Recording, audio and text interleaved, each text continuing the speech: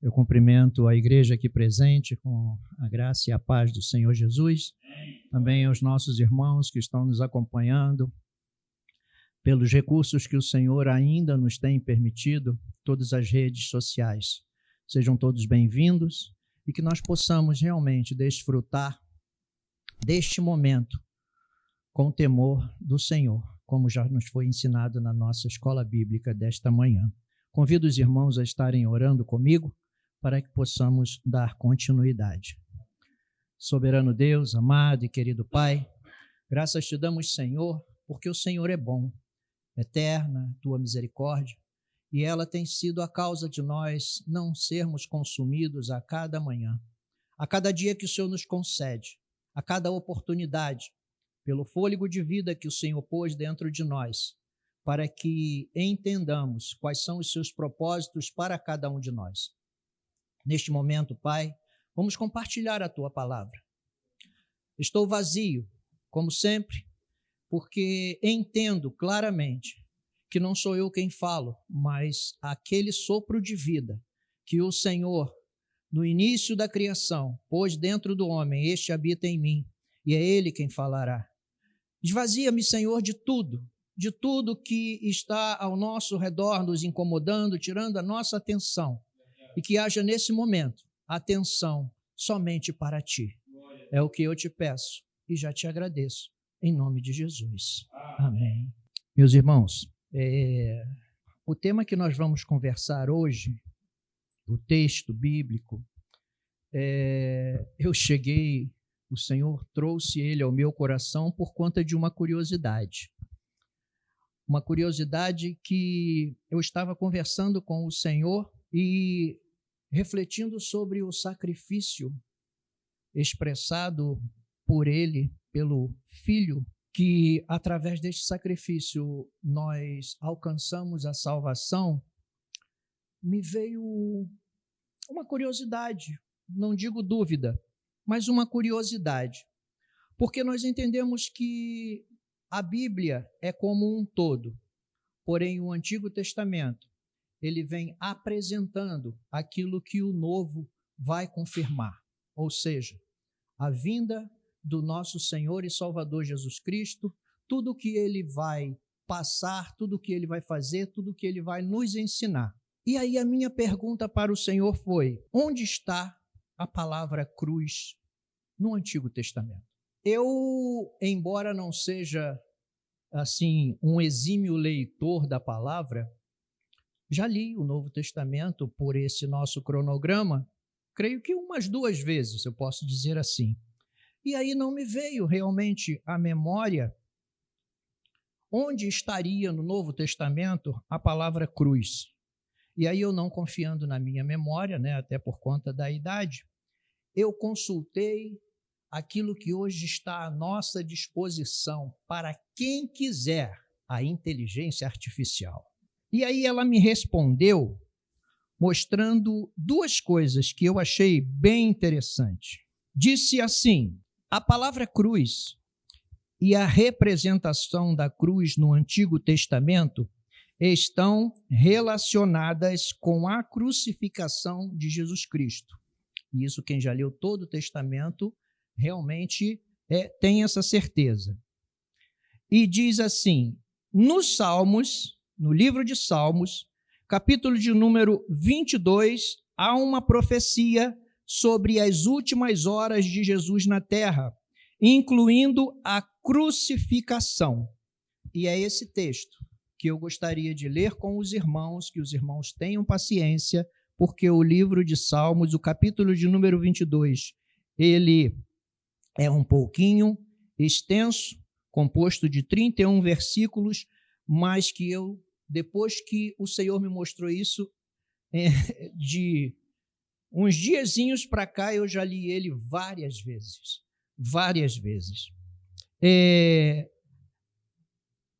Diz também aqui na inteligência artificial o seguinte: a cruz é um dos principais símbolos do cristianismo, representando a crucificação de Jesus e a interpretação da sua morte como ato de salvação.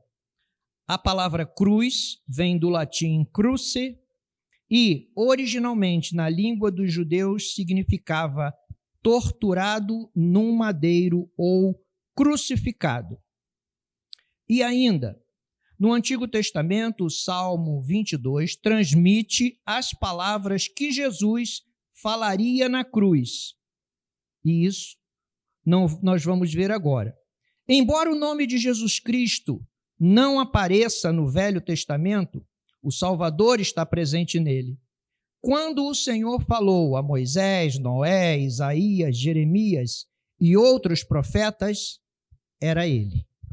Então, o que nós vamos falar hoje é isso que o Senhor pôs no meu coração. Quando eu não consegui encontrar a palavra cruz no Antigo Testamento e trazendo para o Novo, pensando no Senhor Jesus, o tema que o Senhor me deu foi que o Evangelho não está na cruz. Diz assim a palavra do Senhor no capítulo de número 22 do livro de Salmos. O Igor vai colocar na tela, o tema da nossa reflexão de hoje. Diz assim a palavra do Senhor. Na minha Bíblia, na minha versão, tem até um título que já mostra a presença. O Messias sofre, mas triunfa. É um salmo de Davi para o músico Mor. Deus meu, por que me desamparaste? Por que te alongas do meu auxílio e das palavras do meu bramido? Deus meu, eu clamo de dia e tu não me ouves, de noite e não tenho sossego. Porém tu és santo, tu que habitas entre os louvores de Israel. Em ti confiaram nossos pais, confiaram e tu os livraste. A ti clamaram e escaparam, em ti confiaram e não foram confundidos. Mas eu sou verme e não homem, opróbrio dos homens e desprezado do povo. Todos os que me veem zombam de mim e estendem os lábios e meneiam a cabeça dizendo: confiou no Senhor que o livre. Livre-o, pois nele tem prazer.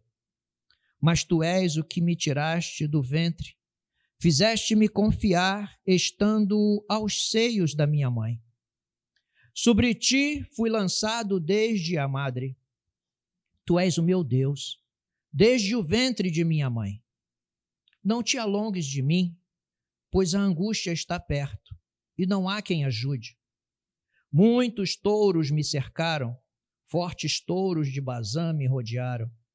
Abriram contra mim as suas bocas como um leão que despedaça e que ruge. Como água me derramei, e todos os meus ossos se desconjuntaram. O meu coração é como cera, derreteu-se no meio das minhas entranhas. A minha força se secou como um caco, e a língua se me pega ao paladar, e me puseste no pó da morte. Pois me rodearam cães, o ajuntamento de malfeitores me cercou, transpassaram-me as mãos e os pés. Poderia contar todos os meus ossos. Eles veem e me contemplam. Repartem entre si as minhas vestes e lançam sortes sobre a minha roupa. Mas tu, Senhor, não te alongues de mim, força minha, apressa-te em socorrer-me. Livra minha alma da espada e a minha predileta da força do cão. Salva-me da boca do leão. Sim, ouviste-me, das pontas dos bois selvagens. Então declararei o teu nome aos meus irmãos. Louvar-te-ei no meio da congregação. Vós que temeis ao Senhor, louvai-o. Todos vós, semente de Jacó, glorificai-o. E temei-o, todos vós, semente de Israel. Porque não desprezou, nem abominou a aflição do aflito, nem escondeu dele o seu rosto. Antes, quando ele clamou, o ouviu. O meu louvor será de ti na grande congregação. Pagarei os meus votos perante os que o temem. Os mansos comerão e se fartarão. Louvarão ao Senhor os que o buscam. O vosso coração viverá eternamente. Todos os limites da terra se lembrarão e se converterão ao Senhor. E todas as famílias das nações adorarão perante a tua face. Porque o reino é do Senhor, e ele domina entre as nações. Todos os que na terra são gordos comerão e adorarão, e todos os que descem ao pó se prostrarão perante ele, e nenhum poderá reter viva a sua alma. Uma semente o servirá, será declarada ao Senhor a cada geração. Chegarão e anunciarão a sua justiça ao povo que nascer, porquanto ele o fez. Amém. Podemos assentar, meus irmãos. Lembrando que sim, Jesus, sendo Deus, falava e se manifestava aos profetas, embora ele não aparecia o nome Jesus Cristo. E também que dentre os profetas citado pela inteligência artificial, na lembrança que eu tenho das minhas leituras, sempre me chamou a atenção o profeta Isaías, porque ele fala de uma maneira muito especial da vinda do Senhor, daquilo que o Senhor ia passar, de como o Senhor ia ser visto, embora não citando o nome Jesus Cristo, porque, na verdade, eles não tinham ainda esse nome. E aí Isaías, no capítulo de número 52, nos versos 13 e 14, diz assim a palavra do Senhor: Eis que o meu servo procederá com prudência, será exaltado e elevado e muito sublime.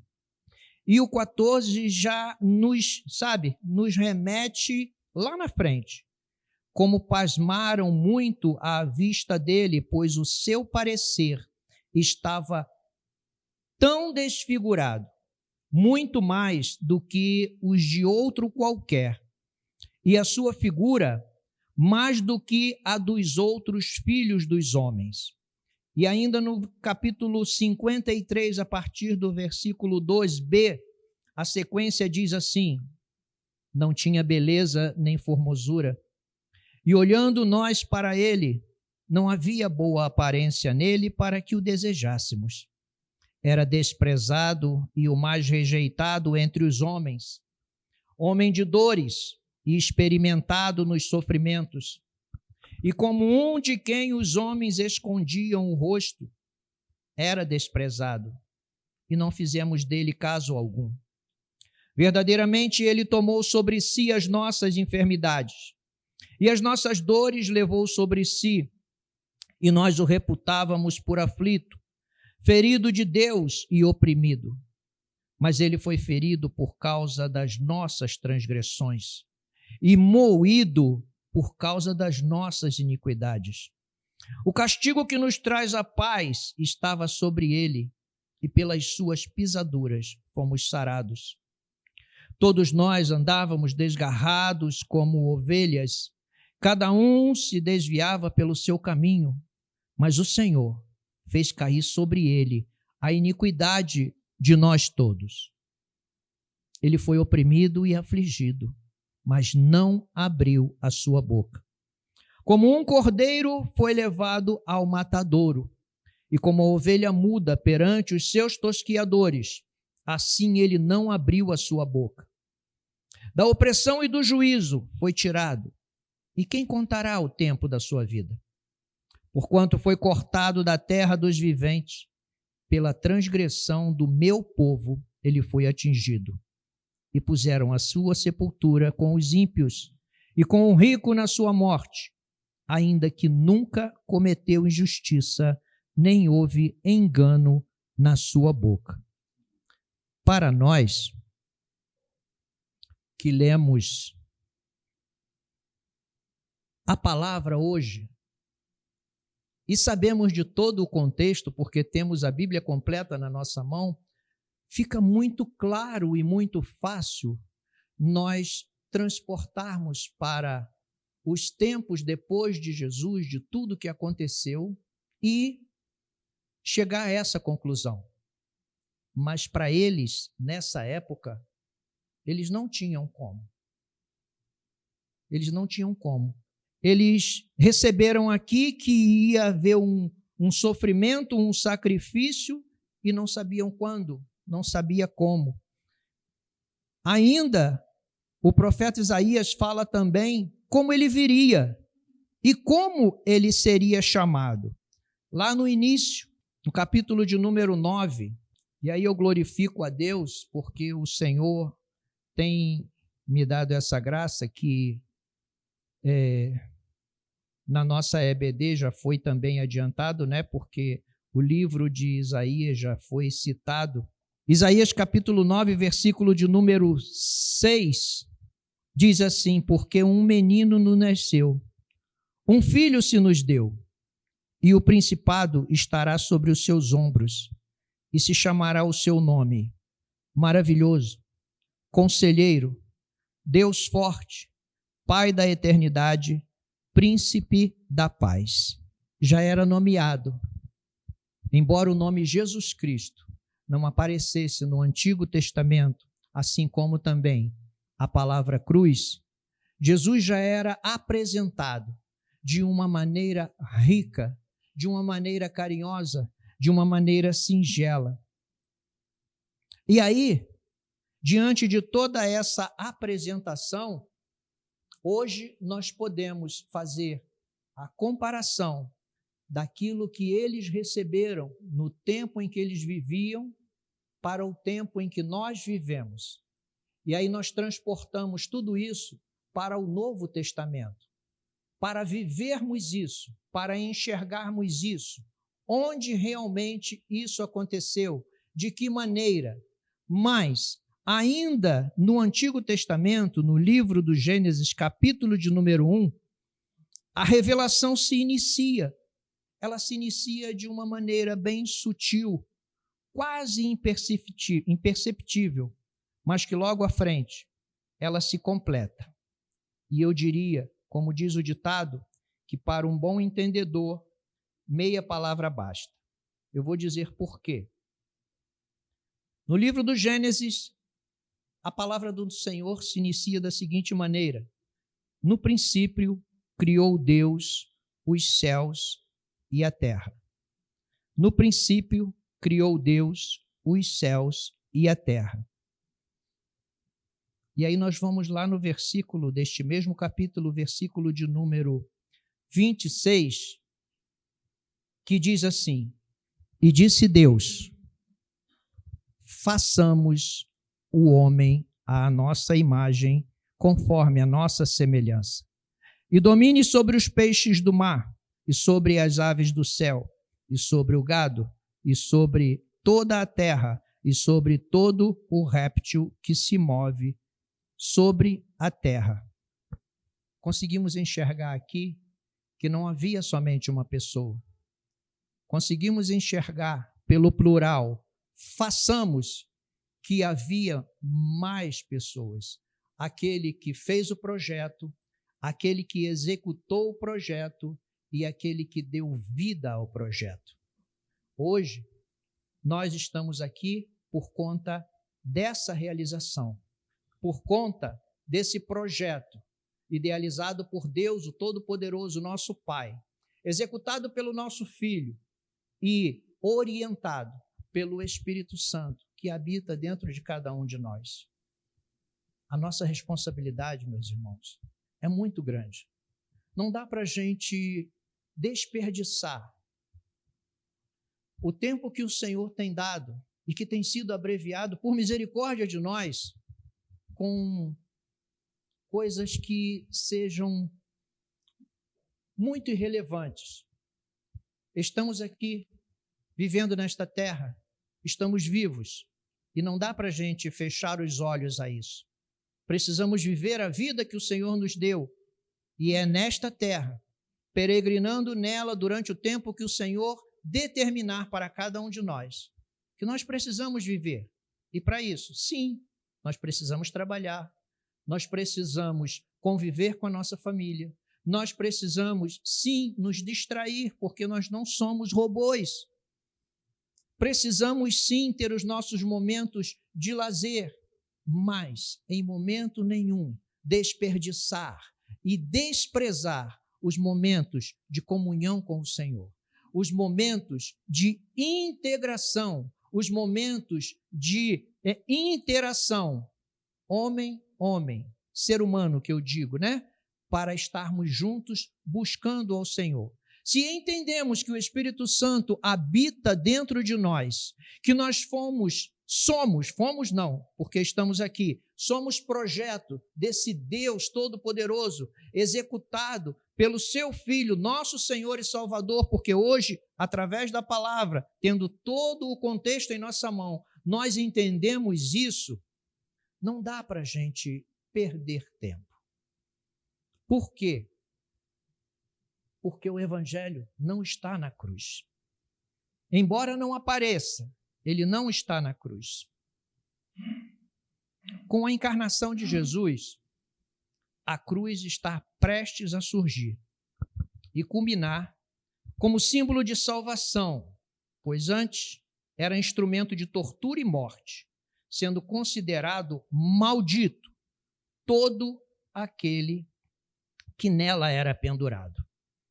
E aí, testificando o citado em Gênesis, capítulo de número 1, João, aquele discípulo que Jesus mais amava, em seu evangelho, ele disse o seguinte, vamos lá, acompanhe comigo, Evangelho de João, capítulo de número 1, dos versículos de 1 a 5, diz assim, no princípio era o Verbo, e o Verbo estava com Deus, e o Verbo era Deus. Ele estava no princípio com Deus. Todas as coisas foram feitas por ele, e sem ele nada do que foi feito se fez. Nele estava a vida, e a vida era a luz dos homens. E a luz resplandece nas trevas, e as trevas não o conheceram. João aqui fala do Verbo. E aí, verbo. Se a gente falar verbo, dependendo de para quem você falar em verbo hoje em dia, as mais diversas pensamentos e entendimentos a pessoa pode chegar. E aí eu fui buscar do que representava, o que significava verbo e as palavras que poderiam representar a mesma coisa, e eu fui num dicionário, segundo o dicionário de sinônimos, que nós sabemos que são palavras que representam, significam a mesma coisa, tem um termo semelhante. Verbo é sinônimo de vocábulo, elocução, filho, dicção, expressão, palavra, voz, e aí ele coloca uma reticência. Isso quer dizer que ainda há muitas outras palavras que também são sinônimas, ou seja, têm a mesma representação. E eu fiquei surpreso, confesso a vocês, embora eu não seja muito bom de português mesmo, então não é muita surpresa. Mas eu confesso que eu fiquei surpreso ao ver a palavra filho como sinônimo de verbo. Eu fiquei surpreso. E isso me alegrou. Por quê? Eu vi como uma confirmação daquilo que o Senhor estava trazendo ao meu coração. Então guardem isso. Verbo, filho, palavra. Verbo, filho, palavra. Embora o apóstolo Paulo, escrevendo aos Gálatas, declara o seguinte. Deixa eu buscar aqui, tá, meus irmãos? Carta de apóstolo Paulo aos Gálatas, capítulo de número 6, versículo de número 14. Mas longe esteja de mim gloriar-me a não ser na cruz de nosso Senhor Jesus Cristo, pelo qual o mundo está crucificado para mim e eu para o mundo. Sim. E eu penso que é um sentimento que nós também devemos ter. Nos gloriarmos na cruz de Cristo, porque ela representa, sim, o sacrifício que nos traz a salvação. Ela representa tudo o que aconteceu no momento em que ele começou a ser perseguido por conta da sua justiça, por conta do ensinamento, por conta do testemunho que ele deu àquela geração. Um povo que foi escolhido por Deus e ele foi enviado para aquele povo. E o Evangelho de João também fala que aquele povo não recebeu, não reconheceu. Mas, através disso, nós fomos alcançados. Nós recebemos essa oportunidade. Devemos, sim, nos gloriar na cruz de Jesus Cristo. Porém, Jesus nasceu, cresceu, ensinou, testemunhou, foi perseguido, preso, torturado e morto numa cruz. E ressuscitou. E ressuscitou. E eu, ao longo de toda a Escritura e até hoje, nunca encontrei ninguém que me dissesse: ele ressuscitou, mas morreu de novo. Então, o que eu entendo? Que ele ressuscitou e está vivo. Está vivo. A cruz está vazia. Voltemos ao verbo. E aí, a minha reflexão, como de praxe, é sempre bem curta, porque foi o que o Senhor me deu. Estamos já encerrando. O mesmo João, recebendo na prisão a revelação, diz o seguinte, Apocalipse, capítulo de número 19, versículo 11 ao 14. E vi o céu aberto, e eis um cavalo branco, e o que estava assentado sobre ele chama-se Fiel e Verdadeiro, e julga e peleja com justiça. E os seus olhos eram como chama de fogo, e sobre a sua cabeça havia muitos diademas. E tinha um nome escrito que ninguém sabia senão ele mesmo. E estava vestido de uma veste tingida de sangue. E o nome pelo qual se chama é a Palavra de Deus. E seguiam-no os exércitos no céu, em cavalos brancos e vestidos de linho fino, branco e puro. Onde Jesus estava? No céu. Num cavalo branco, poderoso, reinando, partindo para a batalha junto com o seu exército. E uma outra citação também testifica este fato e, particularmente, é a que eu vejo como uma das passagens que testifica isso que eu tenho falado para os irmãos até agora, que me emociona muito e que eu acho das mais lindas. Atos dos Apóstolos, capítulo de número 7, dos versículos 55 ao 56. Estevão, após discorrer para aqueles que estavam ali interrogando ele, desde a aparição do Senhor a Abraão e dali para frente toda a trajetória do seu povo, finalizando, ele declara que, no versículo 53, vós que recebestes a lei por ordenação dos anjos e não aguardaste. Quando eles ouviram isso, eles pegaram Estevão e o levaram para fora para o apedrejar. E aí, no versículo 55, Estevão faz a seguinte declaração.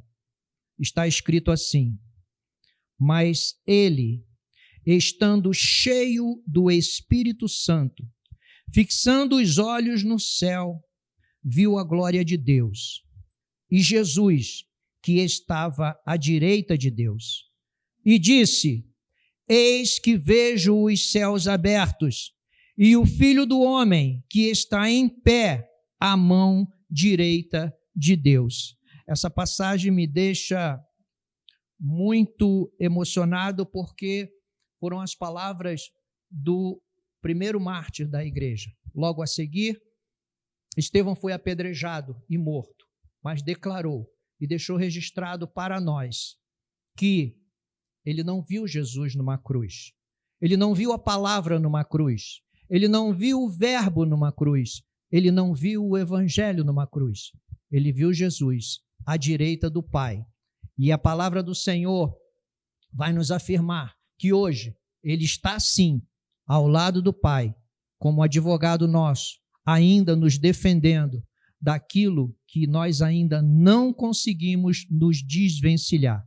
Portanto, meus irmãos, eu afirmo e declaro para vocês que o evangelho não está na cruz. O nosso Senhor Jesus está todo-poderoso nos céus e em breve voltará para buscar a sua igreja. Que Deus nos abençoe.